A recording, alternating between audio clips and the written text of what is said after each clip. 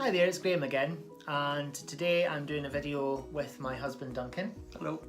And what are you wanting to talk about in the video? It's an audiobook that I listened to called Major Pettigrew's Last Stand by Helen Simonson. Okay. So if I just read the description of it. In her charming debut novel, Simonson tells the tale of Major Ernest Pettigrew, an honour-bound Englishman and a widower, and the very embodiment of duty and pride. As the novel opens, the Major is mourning the loss of his younger brother, Bertie, and attempting to get his hands on Bertie's antique Churchill shotgun, part of a set that the boy's father split between them, but which Bertie's widow doesn't want to hand over.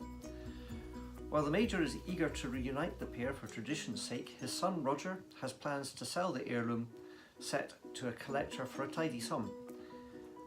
As he frets over the guns, the Major's friendship with Jasmina Ali, the Pakistani widow of the local food shop owner, takes a turn unexpected by the Major, but not by readers. The author's dense descriptive prose wraps around the reader like a comforting cloak, eventually taking on true page-turner urgency as Simonson nudges the Major and Jasmina further along and dangles the possibilities about the fate of the Major's beloved firearms. This is vastly enjoyable traipse through the English countryside and the long-held traditions of the British aristocracy. That sounds brilliant. It is a strange book that kind of grabbed me, I must admit. Helen Simonson, this is her debut novel. She's 45 years old. She was born in Rye, East Sussex, went to University of London and has been 30 years in America. I think some of her experiences of America have coloured her memories of what it was like to be in the darkest south of England, living with people that, in a way, time had forgot. The Major was born in India.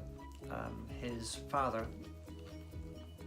worked there in the army as a colonel, and he got rather friendly with one of the Maharajas. He saved the Maharaja's daughter, and as a result was given a set of Churchill firearms, shotguns, which the colonel was very proud of, and the Major is very proud of, and the rest of the family don't seem to have the Major's roots in the past and ideas of tradition.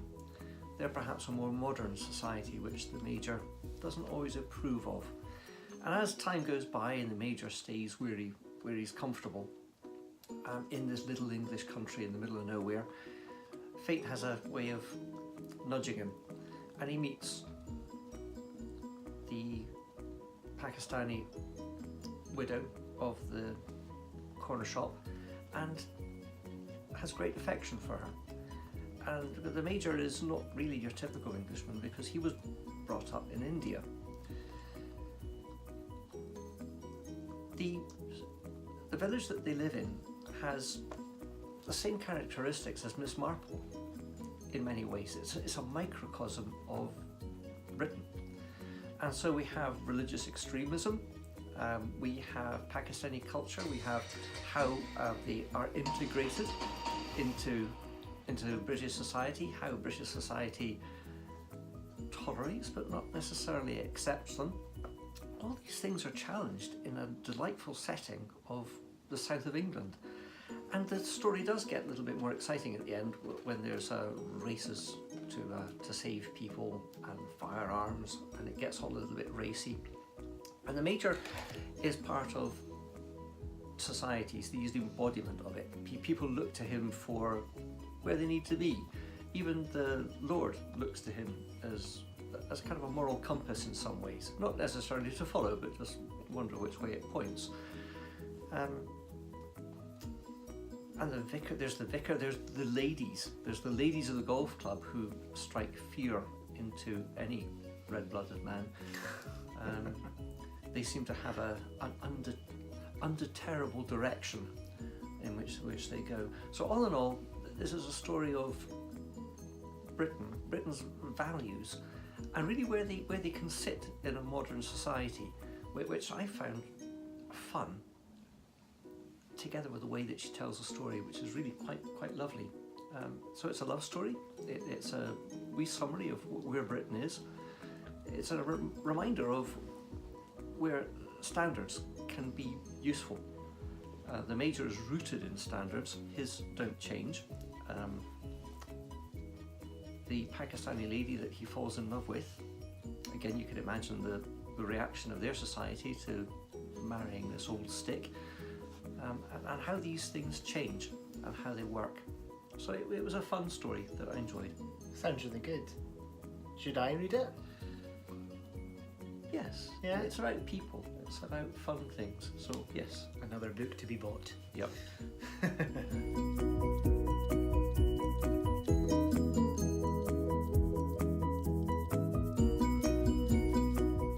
So completely unrelated, what I would like to speak about is the other night you and I went to see Ruby Wax at a book signing in St Andrews, and it was hosted by Topping and Company booksellers. And Ruby Wax, obviously a comedian, she's come to be known as the poster girl for mental health issues. She's hilarious. She's got a dry sense of humour. Very dry sense of humour. So what I would like to do, since I've just passed 100 subscribers, I think I'm something like 111 at this moment, I would like to host a giveaway of a book that we bought while we were there. And it was the book that the book signing was all about, and it's How to Be Human, the manual by Ruby Wax, with a neuroscientist and a monk. And what's good about this edition is that it's signed by Ruby Wax herself. Yes, I watched her sign it. So yeah, that's what I'm giving away. Also, it comes with a rather snazzy canvas tote bag, complete with a rather saggy-breasted version of Ruby Wax. Who isn't saggy-breasted Not at all. Not at all. Absolutely not at all. So, how did you find Ruby Wax? I remember her from the television 20, 30 years ago, and she was funny then, and she's just as funny in person. She's got a lively mind. Yes. I didn't realise just how bright she was.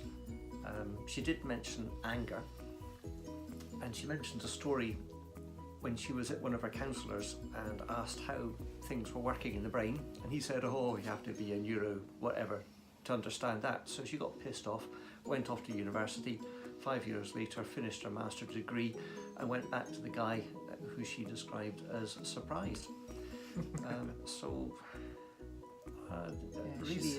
I knew she was an amazing person, but She's really got a brain on her her. shoulders.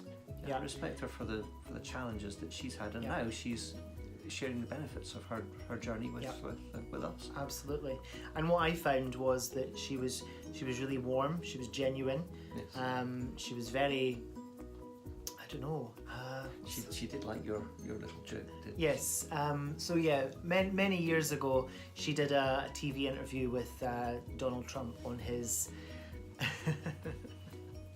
on his private jet, and she commented that he had gold sinks in his bathroom on the jet.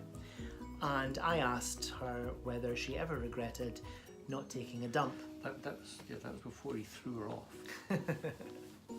I asked her whether she ever regretted not taking a dump in his gold sink, and she looked at me, she went, yeah. And I think she genuinely loved that question, because obviously everyone was asking her about mindfulness and what the book's about, and dealing with your clogged up brain and goodness knows what else. And I think I was the only one that asked her a refreshingly off-topic question. And I think she appreciated it. She did smile a lot. She did, absolutely. Cuddling into her pictures with you. So yeah, that was a nice experience meeting Ruby Wax, and because you guys have been so supportive of me, I'm going to be hosting the giveaway. The giveaway will also be on my Instagram page as well. I think my link to my Instagram page is in my YouTube description somewhere. I'm still not 100% sure how to work this thing, but I'll get there. So what should we do? Who do we decide wins it? The competition. Yes. Well, I've not decided, so I was completely, what's the word? Ad hoc? Is it ad hoc? Random. Completely random. Ad-libbing. Yes. So what's the conditions of winning the book and the tote bag? I have no idea. Okay. So I was thinking that to win the tote bag, you have to be a subscriber, and you have to leave a comment as to why you would like to win a copy of this book and the rather fetching tote bag. It can be, I don't know, it can be serious, it can be funny. If it's something that grabs me and I like the comment, I will choose that person. Could it be rude then? It could be rude if you wanted Is to that be. first edition? No, because no, actually I don't know actually. No, it's a second edition, but paperback editions, it's not. Yeah, it would be a good thing if it was a first hardcover edition, but yeah.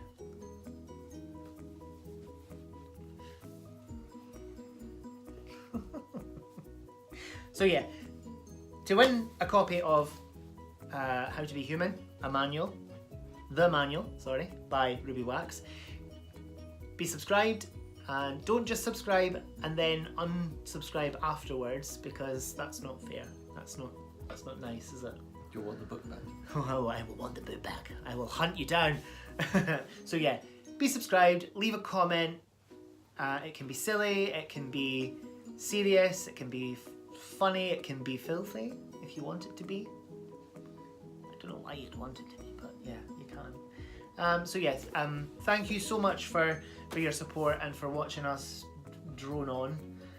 Again, this is my husband Duncan, and he was doing a review of, what was the book? Major Pettigrew's Last Stand by Helen Simonson.